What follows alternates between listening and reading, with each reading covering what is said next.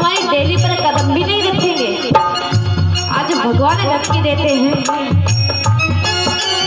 जो नहीं ब्याह कराए तेरी कन्या गाय चराऊं, जो नहीं ब्याह कराए तेरी कन्या नहीं चराऊं, जो नहीं ब्याह करावे तेरी कन्या गाय चराऊं, जो नहीं ब्याह कराए तेरी कन्या नहीं चराऊं। आज के बाद मेरी मैया तेरी देहरी पर ना आऊं, आज के बाद मैया तेरी देहरी पे ना आऊं। आएगा रे मजा अब जीने घर का जागता गोरी से, नीरज की छोरी से मैया करा दे मेरो ब्याह राधिका गोरी से, नीरज की छोरी से।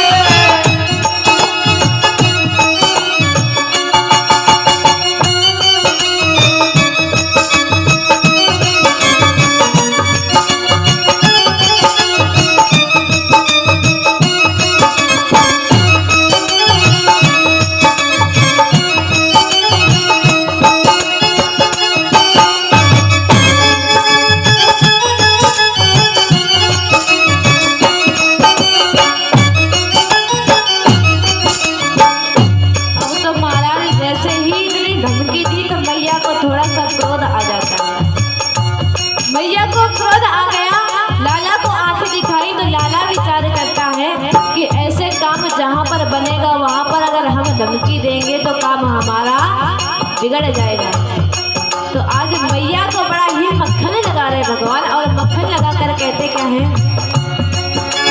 चंदन की चौकी पर मैया तुझे बिठाऊं, चंदन की चौकी पे मैया तुझ बैठाऊं, चंदन की चौकी पे मैया तुझे बिठाऊं, चंदन की चौकी पे मैया तुझ बिठाऊं।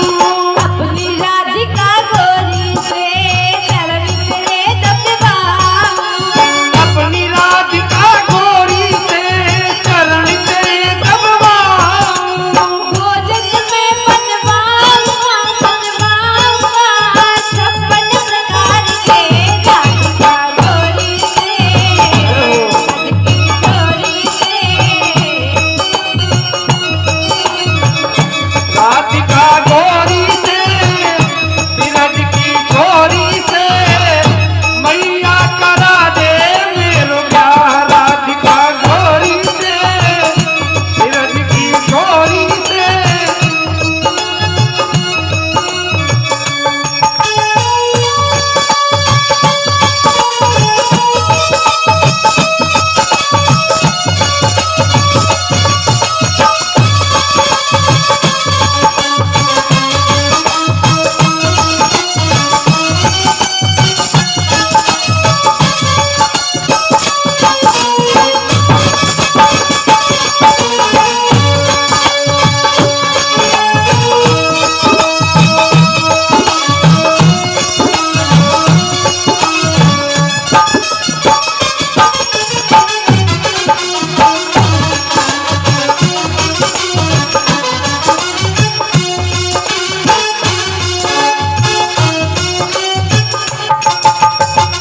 अब तो महाराज भगवान श्री ठाकुर जी महाराज क्या कहते मैया से, मैया यदि तू चाहती है कि मैं छोटा हूँ, मेरी समझ छोटी है, तो एक बात बता कि मैं छोटा हूँ तो राधिका भी तो छोटी ही है, और हम दोनों ही छोटे हैं, तो छोटे छोटे का विवाह करा दो मैया। छोटी सी बहू आएगी अंगना में, इधर उधर डोलेगी मैया, और मैं उसे ये कह दूंगा कि तेरे सामने वो घूंघट भी ना खोले मैया, जितना आदेश करना हो आप आदेश करते रहना। बड़ा ही प्यारा भाव आता है, छोटी सी दुल्हनिया जब अंगना में डोलेगी, अंगना में बोलेगी, छोटी सी दुल्हनिया जब अंगना में डोलेगी, छोटी सी दुल्हनिया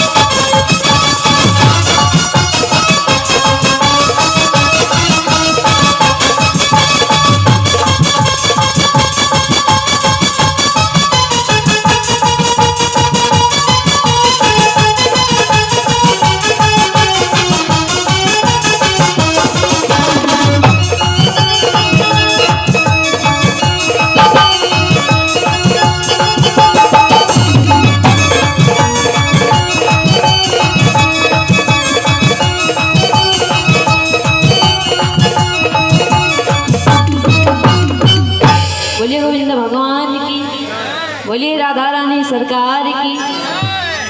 तो इस प्रकार भगवान बड़ी ही जिद करते हैं, मैया राधा के साथ में मेरा विवाह करा दो। अब तो जैसे ही इतना कहा है तो मैया बड़ी ही बलैया लेती हैं, हाय भगवान जी मेरे लाला को कहीं मेरी ही नजर न लग जाए, इतना छोटा सा कन्हैया है और कितनी बड़ी बड़ी बातें करता है। तब मैया नाना भांति से समझाती हैं। कभी भगवान जी अपने विवाह के लिए मचल जाते हैं, कभी मैया से कहते हैं मैया चंदा ला कर दो, तो मैया नीचे थाली में पानी भरकर रखती, जल भरकर रखती हैं और तब जाकर कहीं उसमें चंद्रमा का प्रतिबिंब देखकर भगवान प्रसन्न होते हैं। लेकिन यहाँ पर जब गोपियों को दर्शन ना हो, गोपियां विचार करें काफी समय हो गया भगवान का दर्शन नहीं किया हमने, तो एक दिन तो कोई गोपी जाती है अंगना में देख कर आती है जब हमारे श्री ठाकुर जी महाराज नृत्य कर रहे थे। अब तो वो गोपी दौड़ कर जाती है, अन्य गोपियों से कहा गोपी अरे देखो तो आज मैं उस ब्रह्म को नाचते हुए देख कर आई हूँ। अरे तुम सब लोग तो दर्शन ही नहीं कर पाती हो।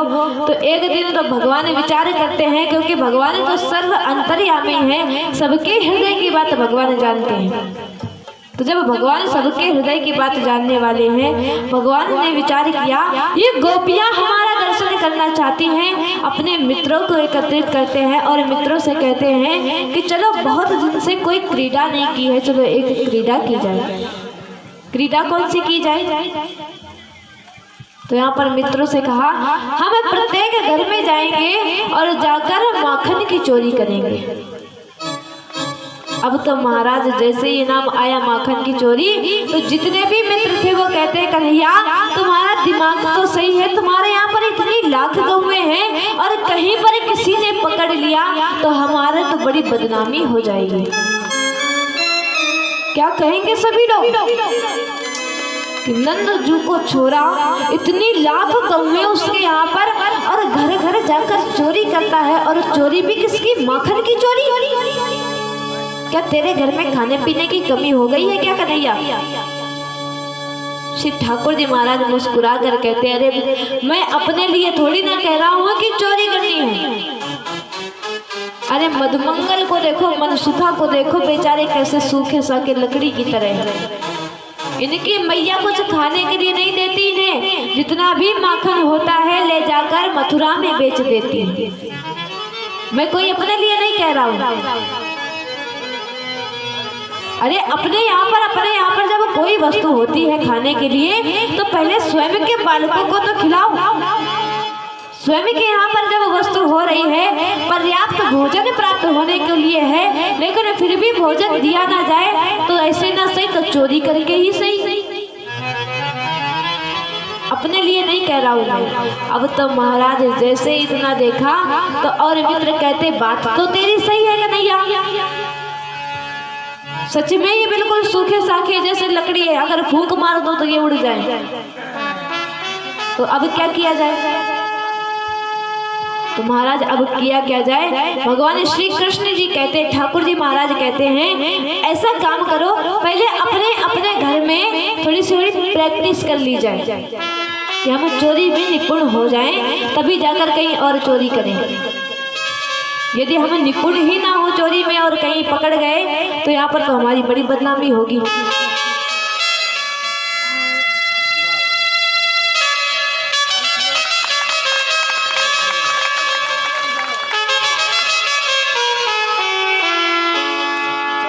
बोलिए गोविंद भगवान की। तो यहाँ पर भगवान सर्वप्रथम अपने घर में जाते हैं और अन्य मित्रों से कह दिया कि तुम भी अपने अपने घर में जाना। अपने अपने घर में जाकर सभी लोग आज प्रैक्टिस करने वाले हैं। तो महाराज और तो सारे मित्र अपने अपने घर में जाकर वो भी कहते कि चलो आज हम भी देख लें चोरी कैसे की जाती है। और इधर श्री ठाकुर जी महाराज भी उस कक्ष में पहुंच जाते हैं जिसमें माखन की मटकियां रखी हुई थी। क्योंकि इतना सारा माखन होता था, उसके लिए एक कक्ष अलग से था। अब तो गोविंद पहुंच जाते हैं और जैसे ही वहां पर गए हैं तो मैया तो अपने कार्य में व्यस्त थी। अब मैया कार्य में व्यस्त हैं, इधर कोई देखने वाला नहीं है। गोविंद उस कक्ष में पहुंच जाते हैं, मटकी लेते हैं और मटकी में हाथ डालकर जैसे ही नवनीत निकालते हैं, क्योंकि माखन को नवनीत भी कहा जाता है। अब तो महाराज जैसे नवनीत निकाला है, जैसे ही माखन निकाला है और जैसे ही पुनः वापस घूमे हैं तो सामने एक शीशा रखा हुआ था, एक दर्पण रखा था। और आज तक मेरे कन्हैया ने कभी शीशा नहीं देखा। अब तो जैसे स्वयं के प्रतिबिंब को देखा है। अब तो महाराज जो नवनीत वाला हाथ था उस हाथ को पीछे कर लेते हैं, उस हाथ को पीछे कर लिया है। अब यहाँ पर उस व्यक्ति को, उस पुरुष को देखते हैं, उस बालक को देखते हैं जो उस शीशे में खड़ा हुआ था। उससे पूछते, भैया तू कौन है, इस कक्ष में क्या कर रहा है? परंतु मन में विचार आया, मैया बड़ी चालाक है, इसे पहले ही पता चल गया कन्हैया आज चोरी करने वाला है, पहले से ही एक सैनिक खड़ा कर दिया, देखे रहिए। अब तो जैसे पीछे हाथ किया तो अब यहाँ पर कहता है, एक बात बताऊं तुझे, मैं कोई चोरी करने नहीं आया हूँ, मैं तो देखने आया था। यहाँ पर कोई चोरी करके तो नहीं गया है, लेकिन तुम यहाँ पर खड़े हो तो ये हमें तो अब कोई चिंता की बात ही नहीं है, क्योंकि तुम तो पहले से देखभाल में खड़े हो। लेकिन यहाँ पर इतने समय से खड़े हो, मुझे तो पता नहीं है, तो तुम्हें तो भूख लगी होगी ना थोड़ी सी, और मैं तो बड़ा दयावान हूँ, तो एक काम कर, तुझे भूख लगी मैया को मत बताना, थोड़ा सा माखन खा ले। अब तो जैसे कहा थोड़ा सा माखन खा ले तो हाथ आगे कर देते हैं। अब मान लीजिए सामने प्रतिबिंब हो, सामने दर्पण हो, उसमें जो हमारा प्रतिबिंब दर्पण में दिखेगा, जो कलाएं हम करेंगे वही उस दर्पण में होती हैं। तो अब तो महाराज जैसे ठाकुर जी ने वो नवनीत वाला हाथ आगे किया, ले थोड़ा सा माखन तू भी खा ले, उस प्रतिबिंब ने भी हाथ आगे कर दिया। अब तो जैसे ही हाथ आगे हुआ, हे भगवान, मेरी मैया ने यहाँ पर खड़ा किया कि तू माखन की देखभाल कर और तू तो स्वयं माखन खा रहा है, तू तो चोरी कर रहा है। अब तो यहाँ पर विचार किया, चलो कोई बात नहीं हुई, अपने ही प्रतिबिंब से बात कर दे ठाकुर जी। इधर मैया आवाज सुनकर द्वार पर खड़ी हो जाती, मैया द्वार पर खड़ी हो गई, देख रही मेरा लाला कर क्या रहा है। अब तो अपने ही प्रतिबिंब से बात करने में लगे हुए हैं बिहारी जी कि देख एक बात बताऊं, मैं तो यहाँ पर आया था चोरी करने के लिए ही आया था, और तुझे भी भूख लगी, मुझे भी भूख लगी, तू भी माखन चुराए खड़ा है, मैं भी माखन चुराए खड़ा हूँ, तो एक काम कर, कहा जाता है चोर चोर भाई भाई, और जब चोर चोर भाई भाई है तो तू मेरी बात मैया से मत कहना, मैं तेरी बात नहीं कहूँगा, हिसाब बराबर, तू भी माखन खा, मैं भी खाता हूँ। अब तो मैया ने जैसे देखा लाला को अपने, अब तो मैया अंदर प्रवेश करती हैं कक्ष में और अपने लाला से कहती, लाला क्या हुआ, किससे बातें कर रहे हो? अपने प्रतिबिंब से मना तो कर चुके कि मैया को मत बताना मैं चोरी करने आया हूँ, परंतु विचार आया कहीं मैं इसकी साइड में रह जाऊं कि हाँ इसने चोरी नहीं की, और कहीं अपने प्राणों की रक्षा करने के लिए बता ना दे कि आपके लाला चोरी करने के लिए आए थे। तो दिमाग लगाते हैं भगवान और मैया से कहते हैं, अरे मैया सुनो तो सही, मैं यहाँ पर करने क्या आया हूँ? अरे मैया, जब मैं यहाँ से जा रहा था ना तो मैंने देखा कि इस कक्ष से बड़ी आवाजें आ रही मैया, और मैं इस कक्ष में गया तो मैंने देखा एक कालो कलूटो सो छोरो यहाँ पर खड़ो माखन खाए रो मैया। जैसे मैंने देखा मैया तो मैंने तो इसे बड़ी डांट लगाई है, और जब डांट लगाई तो ये रोने लग गया, और पता मैया मुझसे बोला क्या? अरे मैया ये मुझसे कह रहा था थोड़ा सा माखन तू भी खा ले, मैया को मत बताना, लेकिन मैंने कह दिया मैं तो अपनी मैया से बताऊंगा, मैं कभी झूठ नहीं बोलता, एक बात बता मैया, मैंने सही किया या गलत किया?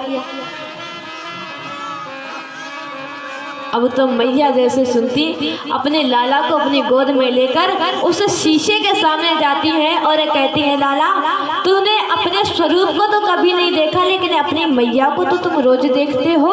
एक काम करो, चलो यहाँ पर। और वहीं पर दर्पण के सामने मैया खड़ी हो जाती हैं। दर्पण के सामने मैया खड़ी हुई अपने लाला से कहती हैं, अब इसमें बता कि जो तेरे साथ में है ये कौन सी स्त्री है। कन्हैया को मैया ज्ञान देती हैं कि देख, मैं अपनी मैया को देख, और इस मैया को देखने के बाद इस दर्पण में इस शीशे वाली स्त्री को देख, एक ही स्वरूप है। अब तो श्री ठाकुर जी से कहती हैं उनकी मैया कि जो तुम कह रहे हो ना, काला कलूटा सा छोरा माखन खा रहा, ये काला कलूटा छोरा और कोई नहीं, तुम ही हो, ये तुम्हारा ही स्वरूप है।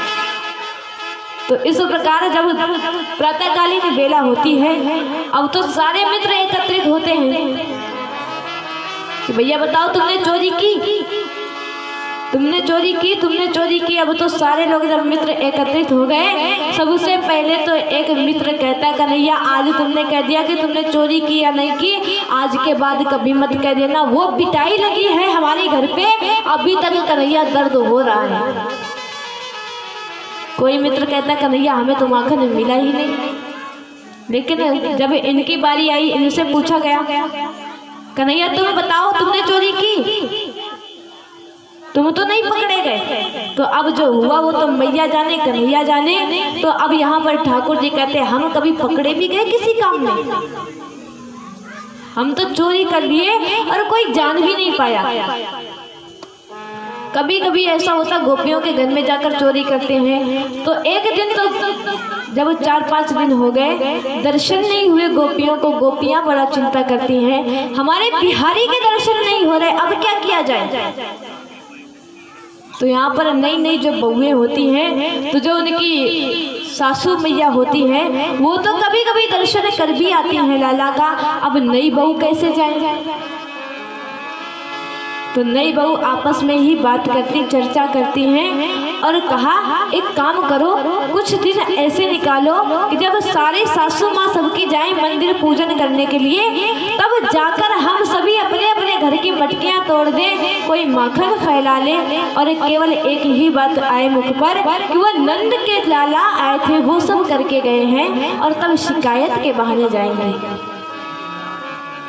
अब तो महाराज जैसे इतना विचार किया, अगले दिन अपने अपने घर की हांडियां सभी तोड़ देती हैं। जैसे मैया उनकी गई हैं पूजन करने के लिए, जब पूजन करके उनके सासू मैया वापस आती हैं, तो यहाँ पर पूछा, अरे ये दशा कैसे हुई है, ये माखन कैसे बिखरा हुआ है, ये मटकियाँ कैसे टूट गई हैं? ये मटकियाँ तो हमारी सासू माँ ने हमें दी थी, हमारी दादी के ज़माने की मटकियाँ थी। अब तो महाराज जितनी भी नई नई बहुएं थी, वो कहती हम कुछ नहीं जानती, वो नंद जी के लाला आए थे, वो ये सब कर गए। अच्छा, नंद के लाला आए थे, आज यशोदा मैया को हम जाकर कहेंगी अपने लाला को संभाल कर नहीं रखती, हाथ से निकलता चला जा रहा है। अब तो यहाँ गोपियाँ विचार करती हैं कि हमने तो सोचा था कि हम जाएंगे शिकायत लेकर, हमें दर्शन प्राप्त होंगे, सासू मैया पहले से ही कि हम जा रहे हैं। यहाँ कहती कि आज नई नई बहुएं कहती, मैया एक बात तुम्हें बता दूं। बोलो राधे राधे।